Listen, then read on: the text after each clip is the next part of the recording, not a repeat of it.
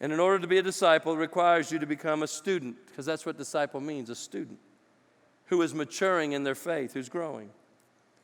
You know, when you start a new job, training is required. How many of y'all know that? And sometimes when you start a new job, that training could almost be overwhelming. I remember when I went to work for UPS, and they took me, I went to orientation and from Tulsa to Oklahoma City, and they walked us behind a package car that was just stacked with boxes. I mean, from the top to the bottom, from the front to the back, it was stacked with boxes. And they took us behind there, and they said this. They said, we're going to teach you how to deliver all those boxes and those stops in one day. I remember thinking, standing there, there's no way you can do that. There's no possible way. You know why I said that? Because I wasn't trained. Now, if I looked at it today, I'd look at any UPS truck, because I drove for 10 and a half years, I would look at the back of it and say, there is a way to deliver that. You could get all those done in a day, but not before I was trained. So when you become a believer, it can become overwhelming because there's so many things to work on. In fact, you don't even know you have issues until you become a believer, because your life is normal. This is the way I live. Before I got saved, this is the way we live. We drank, we partied. My dad drank and he partied. I mean, we just did what he did. We went out in corrals and did things we shouldn't do.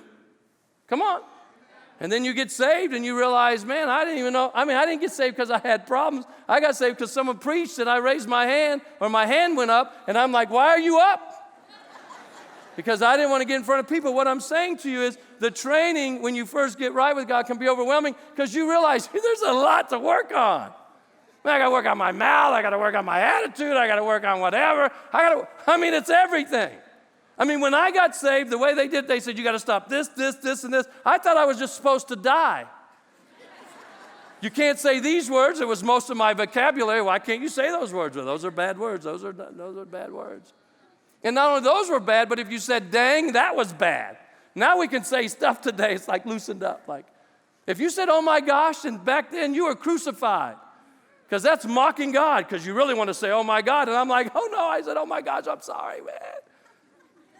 So I'm thinking my speech, I don't even know how to talk now, man. Being a Christian is rugged. But when you go through the training and you pay attention, it becomes easier. But you got to want to be trained. For seeking happiness, comfort, and convenience, which is a lot what's being taught today.